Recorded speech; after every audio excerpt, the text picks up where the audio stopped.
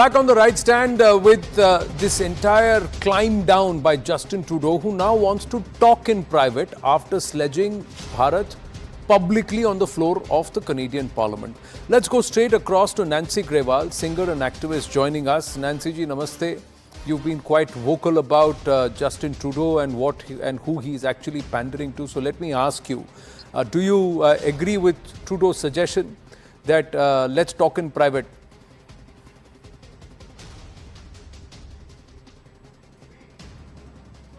पहले तो मैं सभी को नमस्कार बोलूंगी।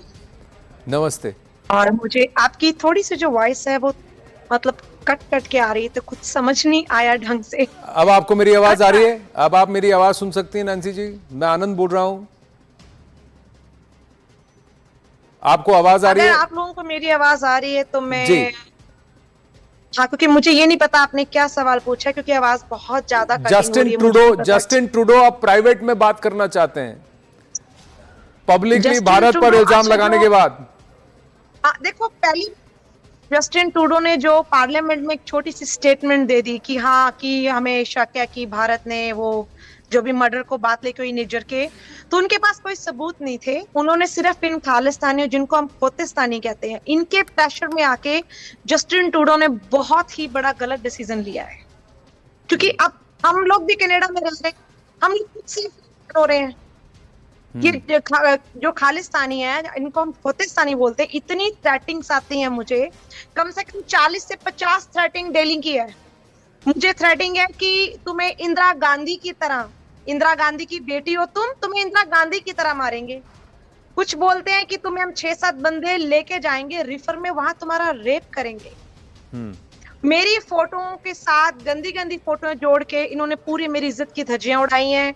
पता नहीं किन किन लोगों के साथ ये नाम जोड़ देते हैं, फोटोज बना देते हैं। मतलब मैं बोलूं तो इतनी थ्रेटिंग्स की मैंने इनकी जितना प्रिंट आउट करके इनकी जो आईडी से मुझे थ्रेटिंग आती है, मैंने पुलिस को भी प्रोवाइड करवाई है, पर वो लोग कुछ नहीं कर पाते हैं। क्यों? पुलिस क्यों आपकी मदद नहीं कर रही है? आप तो कैनेडियन सिटीजन है। हाँ जी, बिल्कुल कैनेडियन सिटीजन है। अगर देखो, मैं तो ये बोलती हूँ कि भारत की पुलिस को काम करने दो कनाडा में, तो सारा क्राइम खत्म हो जाएगा यहाँ पर भी। क्योंकि ये लोग सिर्फ लिख लेते हैं, कंप्लेन कर लेते हैं, लुकिंग, हम देख रहे हैं, कर रहे हैं, बस इनका यही चलता है, हम देख रहे हैं, हम कर रहे हैं। पर आपने ये क्यों कहा कि जस्टिन ट्रूडो इनकी तरफदारी कर रहे हैं? इन जिनको आप खोतिस्तानी कहते हैं, इनकी तरफदारी क्यों कर रहे हैं? क्योंकि जो जगमीत है ना, वो जस्टिन ट्रूडो के पीछे जो जगमीत है वो कट्टर खालिस्तानी है। वो खालिस्तानी को सपोर्ट कर रहा है और जगमीत के कहीं ना कहीं बात जस्टिन ट्रूडो सुन रहे हैं। अब जस्टिन ट्रूडो इस विवाद में कूद तो पड़े, ठीक है, हालात देख बन गया, हम लोग अपने सेफ्टी फील कर रहे हैं। हम ऐसा लग रहा है कि अब इस चीज को रोका नहीं गया तो आने वाले समय में हो सकता है हमें वापस इंडिया आना पड़े। हमें ज्यादा इंडिया अपने आप को लगा कि हम सेफ है इंडिया में, क्योंकि कनाडा में तो सेफ्टी, जितने गुरुद्वारे उन पे इन खोतिस्तानियों ने कब्जा कर लिया है, टोटली कब्जा है। और से कम 11 महीने पहले मैंने तो डाली थी कि सारी जो लड़ाई है ना, वो जो गुरुद्वारों में जो गल्ले बने हुए हैं, पैसे है, ये पैसों के भाई, इनको ऑनलाइन इंटैक्ट कर दो, ना गल्ले जाएगा, ना उस पैसे का दुरुपयोग कर पाएंगे, और ना जितने गुरुद्वारे इसमें जितने ये कमेटी मेंबर्स हैं, दूसरे को प्रेसिडेंट, मैंने प्रेसिडेंट बनना है भाई, तूने नहीं बनना, मैं उस चक्कर में गोलियां मरवा देते हैं एक दूसरे को। सारी गुरुद्वारे से शुरू है पूरा। इन्होंने मतलब हमारे तो सिखों का गुरुद्वारा है ना, इन्होंने वहां गुंडागर्दी का अड्डा बना लिया है। और अब बोलती हूँ तो बोलते हैं कि ये गुरुद्वारे के बारे बोलती है, ये सिखनी नहीं है, ये बामनी है, ये मुस्लिम है। क्या born and brought up in Jat Sikh family, मैं सिखां दी थी है, मैं सिखां दी कुड़ी है, पर जो ये लोग धमकियां सेटिंग देना, बलपूर्वक हमारे साथ मिलो, अगर तुम खालिस्तान को सपोर्ट नहीं करोगे तुम्हें मार देंगे। पर नैन्सी जी, एक बात बताइए, अगर इनके नंबर्स इतने बड़े हो गए कि ये गुरुद्वारे कंट्रोल करते हैं, ये इतनी बड़ी संख्या में है, जस्टिन ट्रूडो तो कहते हैं ये छोटे सा ग्रुप है, ये पूरी सिख को, हमको सिख कैनेडियंस को या कैनेडियन सिख पॉपुलेशन को रिप्रेजेंट नहीं करते, तो पर आप कह रही हैं कि ये बहुत पावरफुल हो गए हैं, इनके पास पैसा है, इनके पास पॉलिटिकल भी रुतबा है, पॉलिटिकल पावर है। मेरे जो है वो गुरुद्वारे की किचन में हुआ था, जहां से मुद्दा भड़का है।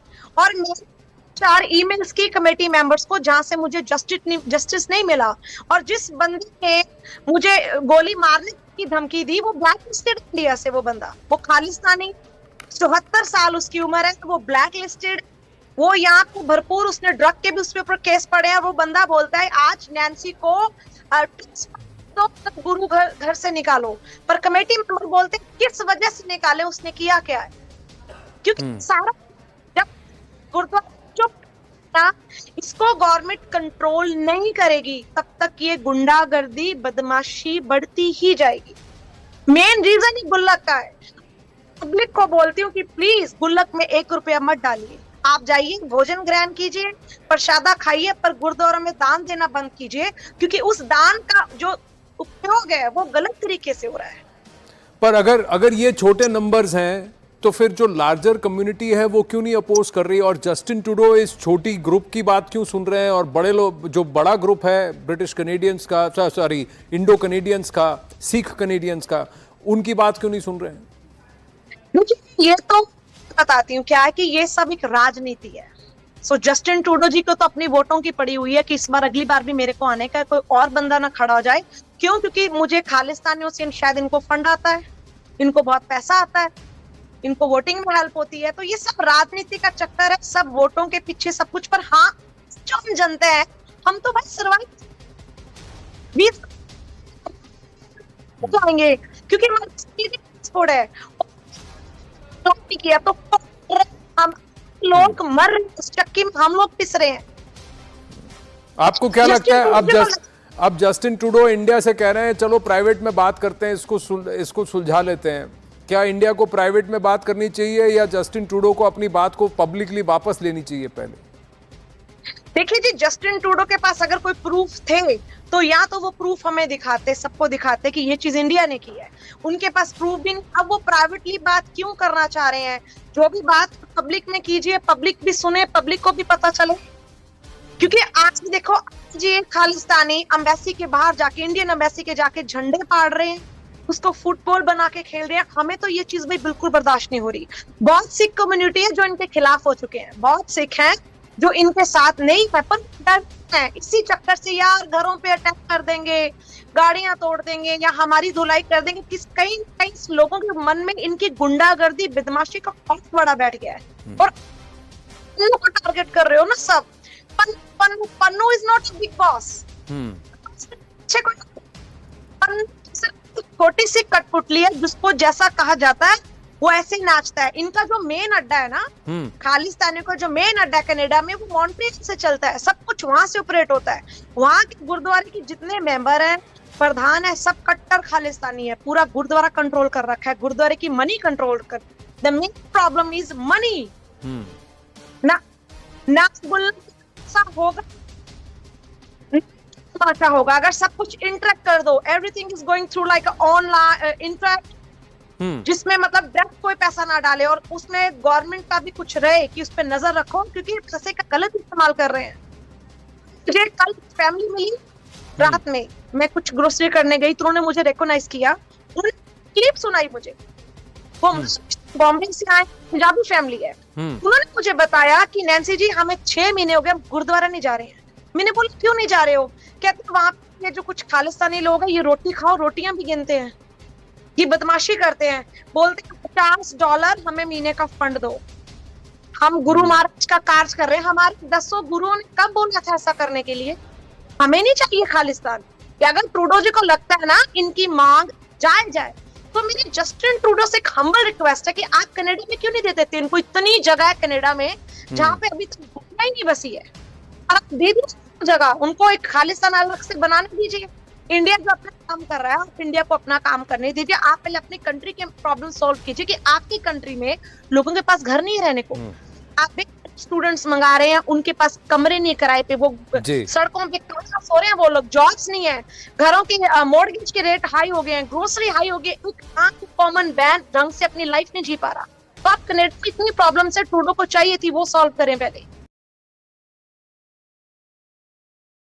Back of India successfully hosting a G20 and managing to get what is called the New Delhi Declaration, successfully managing to bridge the divide between the East and the West. And also, we've recently seen the controversy between India and Canada on allegations, and very public allegations made by Canada about Indian involvement in the murder of Hardeep Singh Nijjar, and India has refused any of those allegations. It has hit out back at Canada. But most importantly, what is the trajectory of India's foreign policy over the next 10-20 years? Will India manage to be the counterweight to China as an aggressive China tries to bend the rules in its favor, tries to reshape the Indo-Pacific in its favor? Can India be that counterbalance? I caught up with German Ambassador Philipp Ackermann. He was in fact here in our Noida studios, took a tour of our offices and was kind enough to sit down for an interview. And I asked him a wide range of questions from China to Canada to the recently concluded G20. That interview right up now.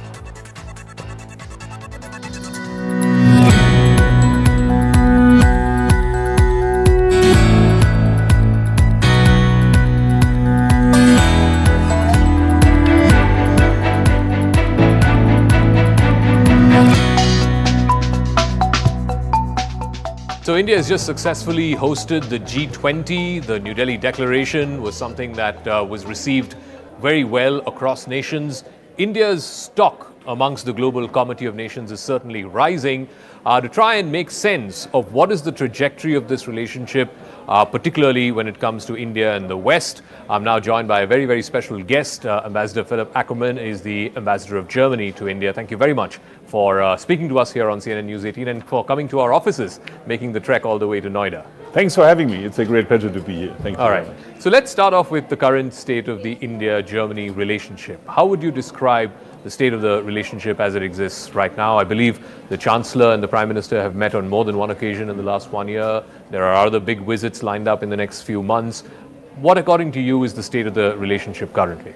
I think it's not exaggerated to describe them as at an all-time high, I would say, the India-German relations. We've seen in many areas of common interest, we see improvement and intensification of our relations.